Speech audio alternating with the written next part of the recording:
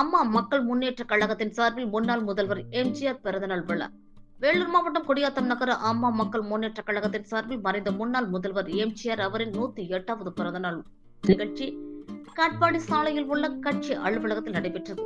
இதில் மாவட்ட செயலாளர் சதீஷ்குமார் கலந்து கொண்டு முன்னாள் முதல்வர் எம்ஜிஆர் அவரின் படத்திற்கு மாலை அணிவித்து பொதுமக்களுக்கு இனிப்பு மற்றும் அன்னதானம் வழங்கினார். இதில் அம்மா பேரவை மாவட்ட செயலாளர் வழக்கறிஞர் செந்தில்குமார், நகர செயலாளர் சங்கரன், ஒன்றிய செயலாளர் இளங்கோவன், நகர பொருளாளர் ரோஷாத் உள்ளிட்ட பலர் கலந்து கொண்டனர். அதேபோல் நகர சிறுபான்மை பிரிவு சார்பில் முன்னாள் முதல்வர் எம்ஜிஆர் அவரின் பிறந்த நாளை முன்னிட்டு தரணப்பேட்டை பகுதியில் மாவட்ட பிரதிநிதி சலீம் தலைமையில் நிகழ்ச்சி நடைபெற்றது.